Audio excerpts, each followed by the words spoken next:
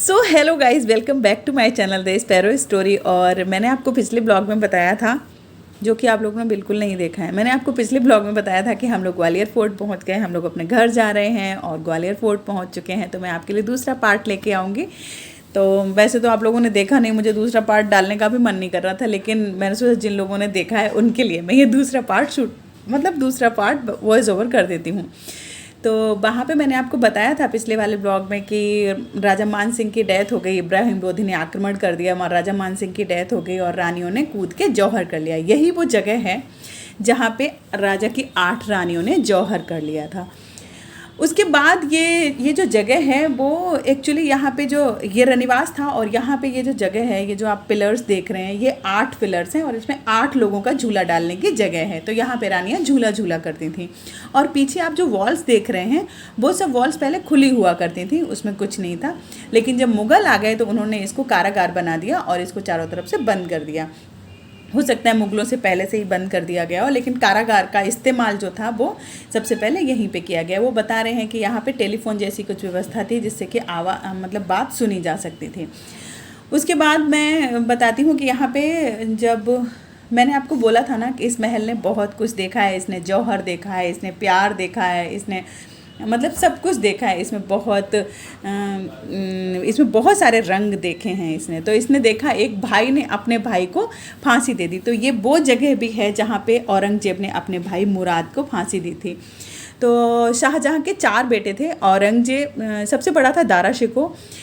ये वो जगह है जहाँ पे जहाँ जस्ट नीचे एक कुआं हुआ करता था और वहीं पे उसको मुराद को फांसी दी गई थी। तो सबसे बड़ा बेटा था दारा शिकोह। शाहजहाँ जो दारा शिकोह थे उनको ही राजा बनाना चाहते थे और वो बहुत अच्छे राजा बनते, ऐसे बोला जाता है। लेकिन औरंगजेब को वो बिल्कुल पसंद नहीं था। औरंगजेब खुद राजा बनना चाहता था। उसने पूरी वो आपको कहानी पता ही होगी कि उन्होंने एक गंदी सी हथनी के ऊपर बिठाया, उनको गंदे कपड़े पहना के फिर पूरे दिल्ली शहर में घुमाया, उसके बाद उनका सिर कलम कर दिया।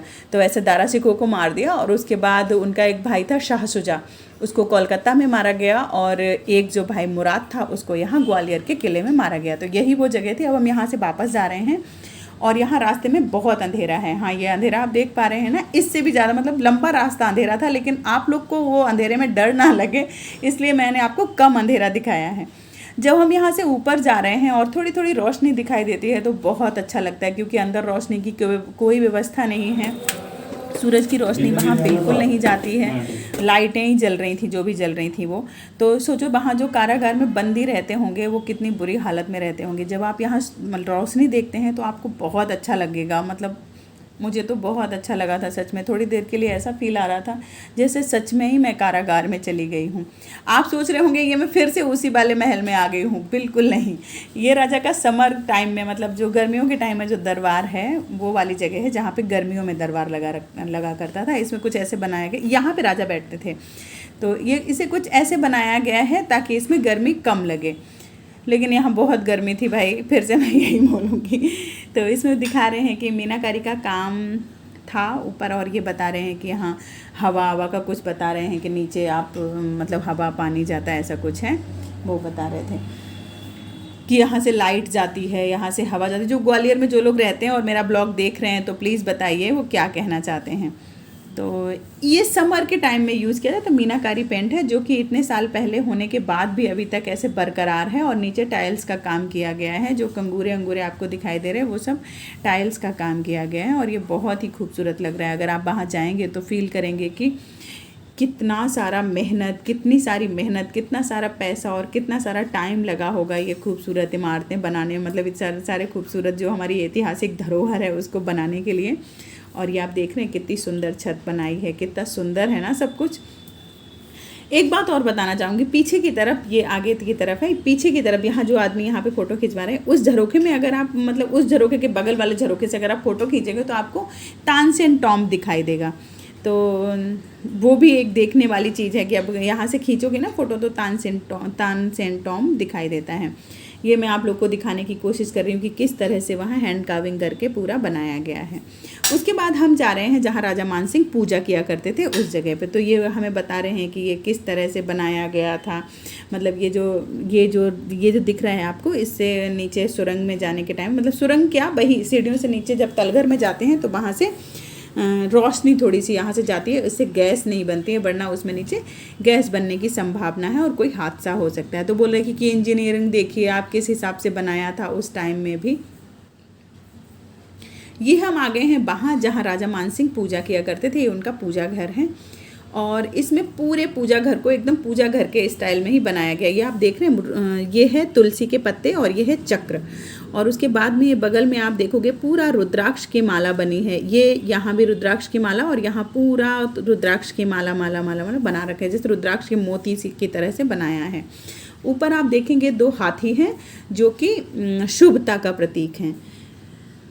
ये 2 हाथी हैं जो शुभता का प्रतीक। उसके बाद आप अंदर आएंगे, यहाँ पे शिवलिंग हुआ करता था एक टाइम में, जो कि बाद में तोड़ ओड़ दिया गया होगा। बहुत लोग, मैंने बोला ना इस महल ने बहुत कुछ देखा है। तो ये पूरे में तुलसी के पत्ते बने हैं पूरे में, और यहीं पे महाराजा मानसिंह जी जो थे वो पूजा किया करते थे।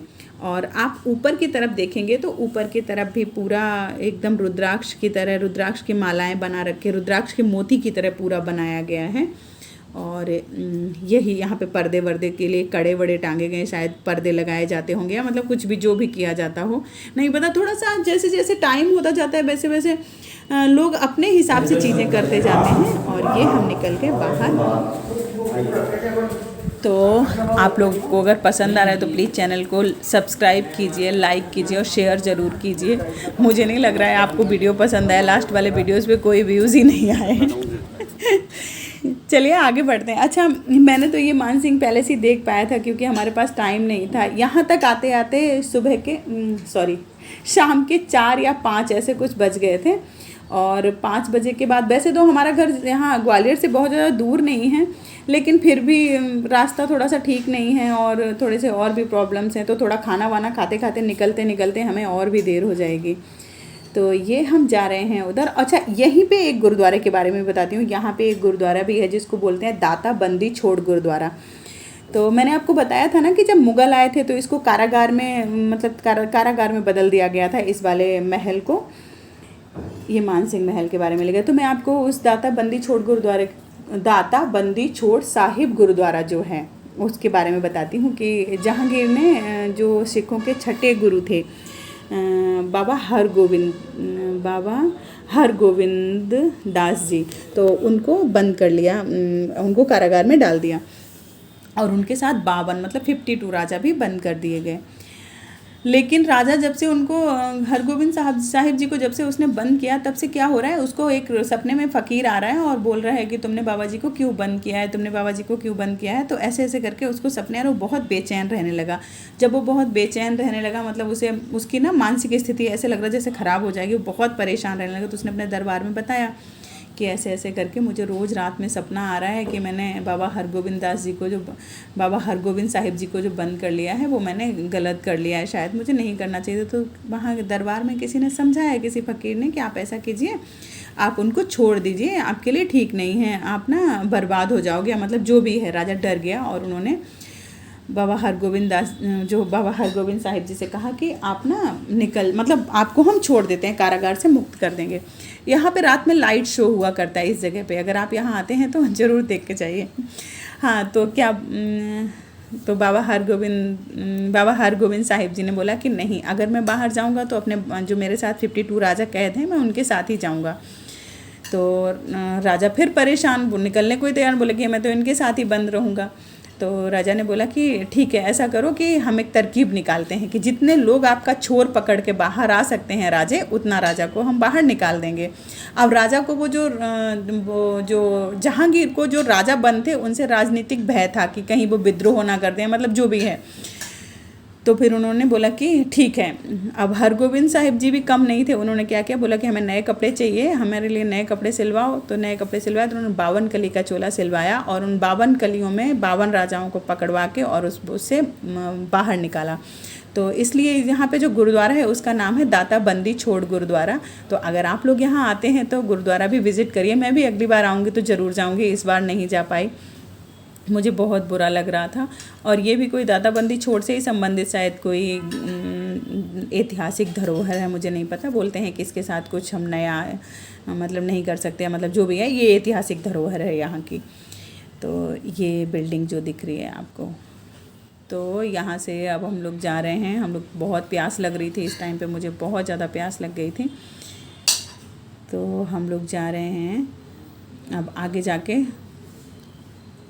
अच्छा इस जगह पे, अच्छा हाँ, जो दाता बंदी छोड़ गुरुद्वारा साहिब जी है वो रात में बहुत सुंदर लगता है, उसमें लाइटिंग वाइटिंग करके ना बहुत ही सुंदर लगता है। तो पहले तो हमने सोचा कि यहीं रुक जाते हैं और वो देख के जाते हैं, फिर सोचा कि लेट हो जाएगा और हम निकले भी थे यहाँ से तो देर हो चुकी थी बहुत ज़्यादा। तो सोचा कि देर हो जाएगी घर पहुँचने में और 2 दिन एक्स्ट्रा लग जाएंगे। तो यहाँ पे एक हैंडलूम स्टोर है, वो गाइड हमें वहाँ लेके गया उस हैंडलूम स्टोर में। और बोलते हैं कि वो पहला क्या बोलते हैं उसको, जो भी बोलते हैं, वो पहला हैंडलूम स्टोर है यहाँ का, आसपास का, जो आसपास के क्षेत्र का पहला हैंडलूम स्टोर है। और यहाँ मैं बनाने लग गई वीडियो और आके उन्होंने मना कर दिया कि वीडियो मत बनाइए। बोलते हैं कि यहाँ हैंडलूम स्टोर है। मैंने यहाँ से एक छोटा सा हाथी ख़रीदा भी था स्टोन का, तो अगर आप लोग भी विज़िट करना चाहें तो कर सकते हैं। और अच्छा था, ठीक था, आप लोग भी जाइए। उन्होंने मना कर दिया था तो वीडियो फिर मैंने नहीं बनाया। ये मैडम प्लीज़ वीडियो मत बनाइए, तो मैंने वीडियो नहीं बनाया था। और ये कुछ तस्वीरें हैं जो मैंने गूगल से ली हैं दाता बंदी छोड़ गुरुद्वारा साहिब जी की।